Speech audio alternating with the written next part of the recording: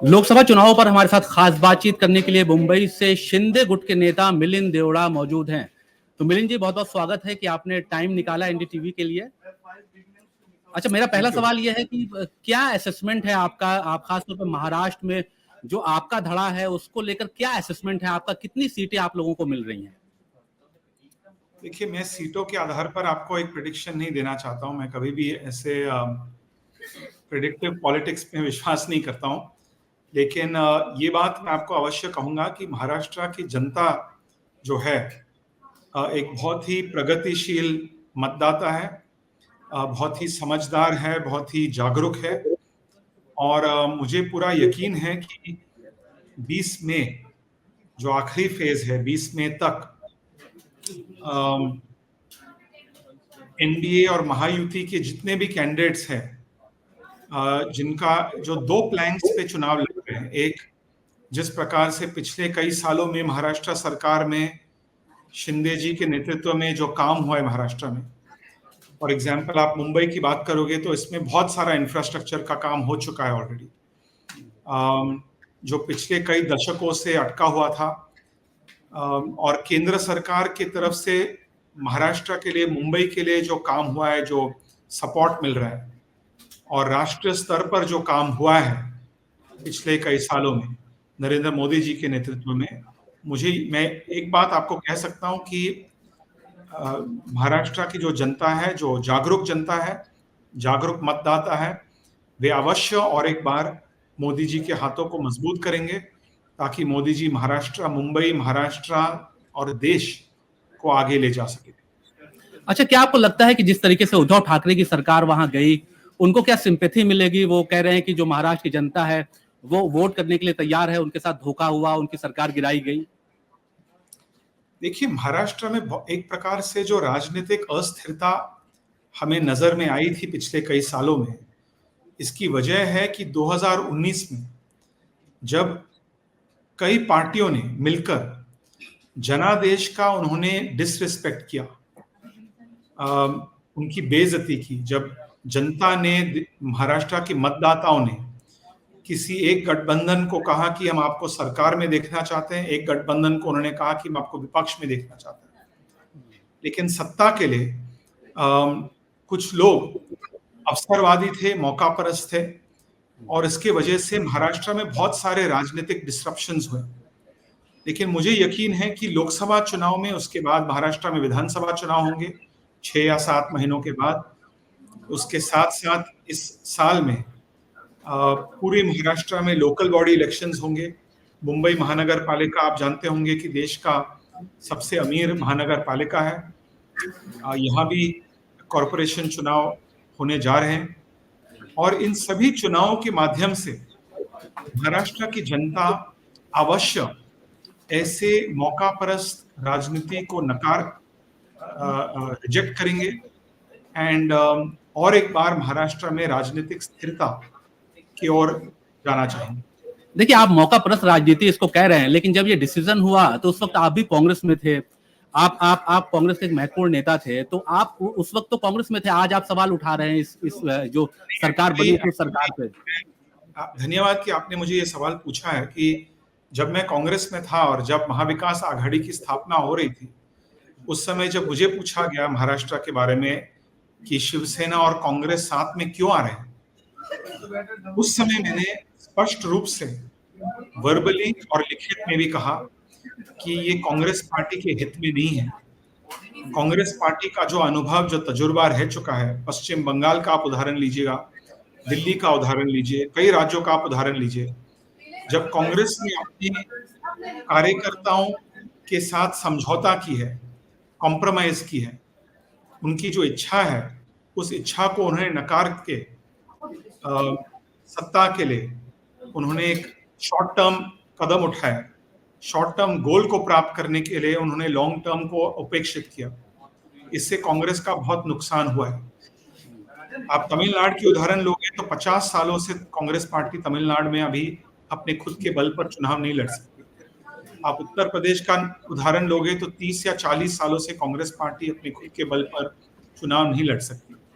आज दिल्ली में भी वही हालत है, वही परिस्थिति है, जिसकी वजह से कांग्रेस में तो मिलिंद जी, आप कांग्रेस की इतनी चिंता कर रहे हैं और कह रहे हैं कि कांग्रेस, तो इसी बात का मैं करेक्ट करना चाहूंगा कि जब मैं कांग्रेस में था उस समय मैंने महाविकास आघाड़ी के खिलाफ कांग्रेस पार्टी में आवाज उठाया, औपचारिक रूप से, व्यक्तिगत रूप से और सार्वजनिक रूप से। अच्छा, मैंने कहा आप लंबे समय तक कांग्रेस में रहे, आपके फादर कांग्रेस में रहे, अब आप शिंदे गुट के साथ हैं, क्या वर्किंग स्टाइल में आप फर्क देखते हैं कांग्रेस में और जो आपका जो नई जो छोटी पार्टी है, इसमें क्या अंतर आप देखते हैं?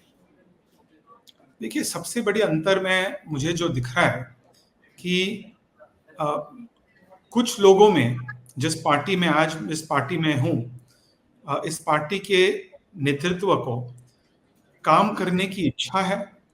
वे कुछ सकारात्मक काम करना चाहते हैं अपने राज्य के लिए, अपने जनता के लिए।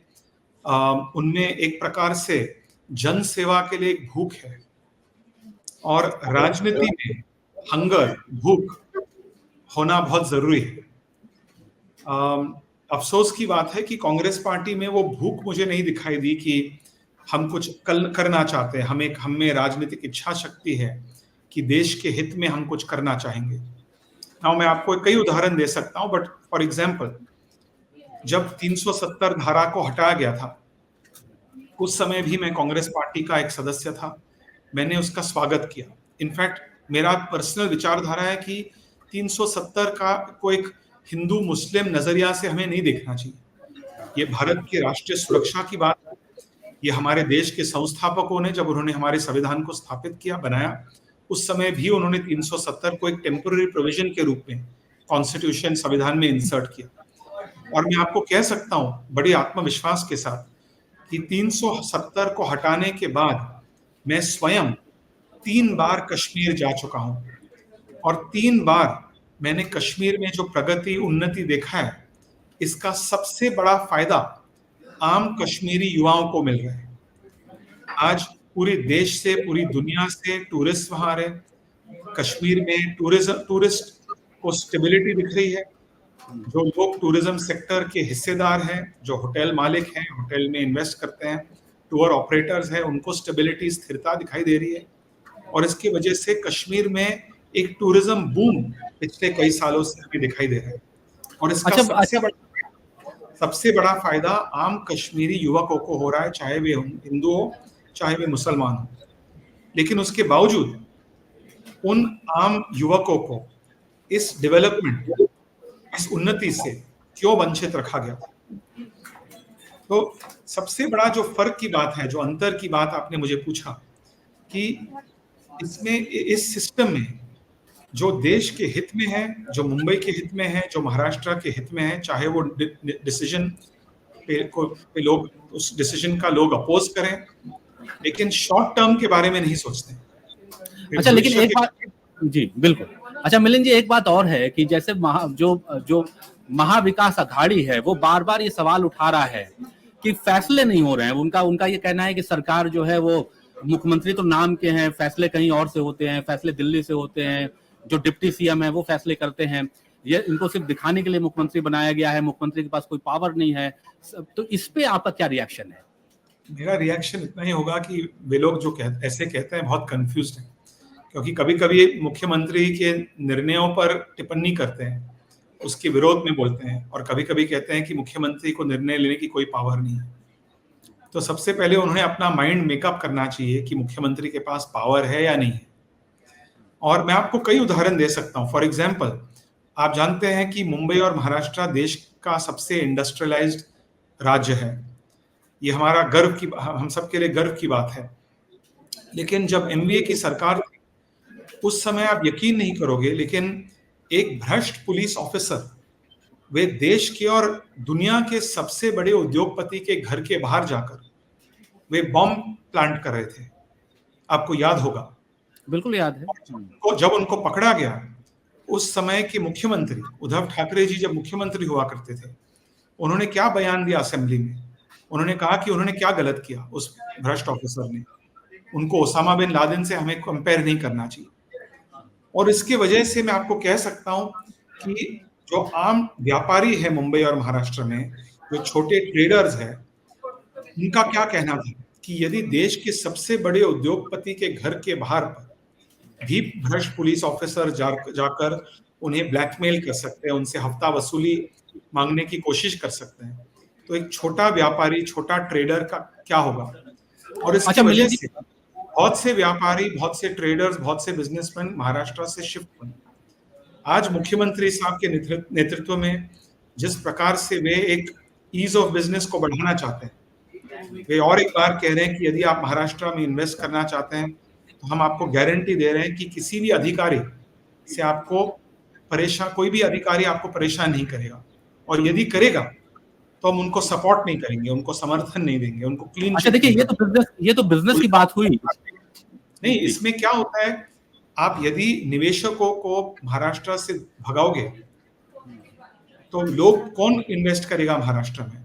और यदि कोई मुझे याद है कि आप कांग्रेस में थे। हाथों को मजबूत करने के लिए, उनको रोजगार देने के लिए हम कैसे रोजगार देंगे? आज फॉर एग्जांपल राष्ट्रीय जो पार्टियां रोजगार की बात कर रहे हैं, मुझे एक बात बताइएगा, जो पार्टियां रोजगार की बात कर रहे हैं, मैं उस सरकार में था, मैं स्वयं एक मंत्री था उस सरकार में, लेकिन अफसोस की बात है ये कहते हुए कि मनमोहन सिंह जी जो करना चाहते थे भारत की अर्थव्यवस्था को मजबूत करने के लिए, नौजवानों के हाथों को मजबूत करने के लिए, ऐसे बहुत से लोग थे उनके सरकार में जो उनके पॉलिसीज को डिरेल करना चाहते थे। अच्छा, आपने कहा कि आप उस सरकार में थे, आपको याद होगा कि जो लेफ्टिस्ट विचारधारा को अपनाकर मनमोहन सिंह जी के निर्णयों को ओवरटर्न कर रहे थे, ऐसे बहुत सारे उदाहरण हैं। आपको याद होगा विलासराव देशमुख ने ये कहा था कि वो मुंबई को शंघाई बनाना चाहते हैं। आपको याद होगा कि जिस समय विलासराव देशमुख मुख्यमंत्री थे उस समय उन्होंने ये बात कही, लेकिन बाद में भी मुंबई का वैसा विकास नहीं हो पाया। आपने रोजगार की बात उठाई। अपोजिशन ये कहता है कि नरेंद्र मोदी ने 2 करोड़ रोजगार देने का वादा किया था हर साल, लेकिन आज आप देखिए कि बेरोजगारी कितनी बढ़ गई है। तो इस पर क्या कहेंगे कि जो बढ़ती हुई बेरोजगारी है? और एक क्वेश्चन और भी पूछूंगा कि राहुल गांधी ये कह रहे हैं कि वो कास्ट सेंसस कराना चाहते हैं, जाति जनगणना कराना चाहते हैं, तो बेरोजगारी और जाति जनगणना पे क्या रिएक्शन है आपका? एक बहुत सिंपल बात है, रोजगार और नौकरियां को यदि हम बढ़ाना चाहते हैं, यदि हमारे देश में युवकों को हम रोजगार देना चाहते हैं, तो हमें प्राइवेट सेक्टर, निजी जगत को हमें एनकरेज करना होगा, उनके हाथों को हमें मजबूत करना होगा।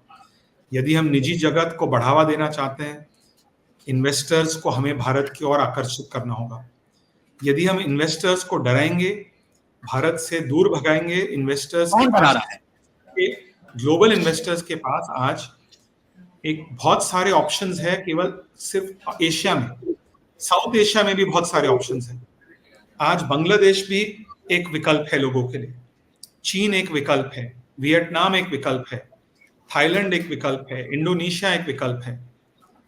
हर राज्य में, अपने हर स्टेट में, हर देश में उनके सरकार उनके देशों में इंफ्रास्ट्रक्चर का निर्माण कर रहे हैं। इन्वेस्टर्स के लिए एक रेड कारपेट पॉलिसी उन्होंने बनाया है उनको आकर्षित करने के लिए। तो अफसोस की बात है कि जो लोग आज रोजगार की कंप्लेन कर रहे हैं, की आलोचना कर रहे हैं कि इतने रोजगार नहीं हुई जितने होनी चाहिए थी, लेकिन उनको भी अपने आप को पूछना चाहिए। जब प्रधानमंत्री जी ने कहा कि वे मेक इन इंडिया योजना को बढ़ाना चाहते हैं ताकि भारत की जो मैन्युफैक्चरिंग बेस है वो उस मैन्युफैक्चरिंग बेस को बढ़ाना चाहते थे, उन पार्टियों के नेताओं ने मेक इन इंडिया के बारे में क्या कहा? उन्होंने कहा कि मेक इन इंडिया हमारे देश के लिए असंभव है, इट्स नो यूज ट्राइंग, हमें कोशिश भी नहीं करना चाहिए। और आज वो आलोचना कर रहे हैं कि रोजगार निर्माण नहीं हो रहा है। अच्छा, इससे हटकर एक सवाल है मिलिंद जी की गांधी परिवार से अब आपके कैसे रिश्ते हैं? आप बहुत करीबी रहे गांधी फैमिली के, राहुल गांधी के, प्रियंका गांधी के, कांग्रेस छोड़ने के बाद कैसे रिश्ते आप? देखिए, मुझे किसी व्यक्ति से कोई नाराजगी नहीं है, न तो मुझे कोई इल फीलिंग्स है। मैं गांधी परिवार को, कांग्रेस पार्टी में ऐसे बहुत सारे नेता हैं, बहुत सारे कार्यकर्ता हैं पूरे देश में जिनके साथ मेरे पुराने संबंध है, पारिवारिक संबंध है। मैं सबको उनको शुभकामनाएं देना चाहता हूं। मेरी एक ही इच्छा है कि कल यदि कांग्रेस पार्टी देश की विपक्ष, जनता यदि तय करती है कि कांग्रेस पार्टी को वे विपक्ष के रूप में देखना चाहते हैं, कांग्रेस पार्टी को एक सकारात्मक विपक्ष बनना चाहिए। यही मेरी इच्छा है कि हर चीज को उन्हें अपोज नहीं करना चाहिए। जो यदि मोदी जी कल कहेंगे मेक इन इंडिया, मतलब मैन्युफैक्चरिंग को हम बढ़ावा दे रहे हैं, मैन्युफैक्चरिंग के माध्यम से हम युवाओं के हाथों को मजबूत कर सकते हैं, उन्हें रोजगार दे सकते हैं। मैन्युफैक्चरिंग ही एक विकल्प है, एक उपाय है। लेकिन जब प्रधानमंत्री कोई सजेशन दे रहे हैं, सकारात्मक सजेशन दे रहे हैं, तो ऑपोजिशन को भी क्रिटिसाइज करना चाहिए, उनका हक बनता है, अधिकार है, लेकिन उनकी आलोचना भी सकारात्मक होनी चाहिए। उनकी अच्छा आलोचना मिलिंद, सकारात्मक होगी, oppose for the sake of opposing is no opposition at all. अच्छा मिलिंद जी, आपने कांग्रेस छोड़ी, आप उनके शिंदे साहब के साथ गए और आपको राज्यसभा भी फौरन मिल गई, तो क्या ये अचानक हुआ या प्लान के तहत आपने कांग्रेस छोड़ी? बहुत से लोग ये सवाल करते हैं कि क्या सब कुछ पहले से तय था, आप छोड़े और 1 महीने के अंदर आपको राज्यसभा भी मिल गई? कौन लोग हैं जो वैसे कुछ, मैं जिन लोगों के टच में हूं, मैं बहुत से लोग समझते थे कि कांग्रेस पार्टी में क्या हो रहा है। आज भी लोग समझ रहे हैं कि कांग्रेस पार्टी में क्या हो रहा है। और देखिए, अल्टीमेटली आप भी एक संगठन में, एक कंपनी में काम कर रहे हैं। अल्टीमेटली हर व्यक्ति जो किसी संगठन में काम कर रहा है, चाहे वो राजनीतिक ऑर्गेनाइजेशन हो, चाहे वो निजी ऑर्गेनाइजेशन हो, हर एक का यही एक लक्ष्य है कि मेरे बॉसेस को मेरे क्षमता, योग्यता को रिकॉग्नाइज करना चाहिए, रिवॉर्ड करना चाहिए। मैं 10 सालों से कांग्रेस पार्टी में था। कांग्रेस के सबसे चैलेंजिंग फेज में मैं कांग्रेस पार्टी के साथ रहा। मेरे पास कोई पद नहीं था, न तो मैं एक लोक प्रतिनिधि था। उसके बावजूद मैं कांग्रेस पार्टी को इम्प्रूव करने के लिए मैंने पूरी तरह से प्रयास किया। कांग्रेस में सुधार लाने के लिए मैंने पूरी तरह से प्रयास किया। लेकिन अफसोस की बात है कि कांग्रेस मेरे जैसे लोगों को, आज कांग्रेस को मेरे जैसे लोगों को की कोई जरूरत नहीं है, कोई आवश्यकता नहीं है। मेरा राजनीति सकारात्मक है। मेरा राजनीति देश को आगे बढ़ाने के लिए एक राजनीति है। मेरा जो विचारधारा है, जो विचार है, मैं भारत को आगे बढ़ाना चाहता हूँ। हर टाइम हमें राजनीतिक दल के आधार पर भेदभाव नहीं करना चाहिए। चुनाव के वक्त हाँ, एक दूसरों के खिलाफ हमें दूसरे पार्टियों को अटैक करना चाहिए, उनके रिकॉर्ड पे हमें अटैक करना चाहिए, सवाल उठाना चाहिए। लेकिन चुनावों के बीच में, उन 5 सालों के अंदर कभी तो हमें साथ में मिलकर देश के हित के लिए काम करना चाहिए। यही मेरी राजनीति है। यही मेरे स्वर्गीय पिताजी ने मुझे सिखाया कि देश सर्वोपरि है, उसके बाद पार्टी, उसके बाद कोई परिवार। और इसलिए मुझे एक बहुत बड़ा फैसला लेना पड़ा, एक बहुत बड़ा निर्णय लेना पड़ा। और शिंदे जी एक बहुत ही एक डायनामिक व्यक्ति है, एक मेहनती व्यक्ति है। उनका एक महाराष्ट्र के लिए एक अच्छा विजन है, कुछ करना चाहते हैं। सो उन्होंने मुझे एक सजेशन दिया कि मिलिंद जी, आप हमारे साथ आकर काम कीजिएगा। हम आप जैसे लोगों की हमें आवश्यकता है। आपके टैलेंट को हम सही ढंग से इस्तेमाल करना चाहते हैं।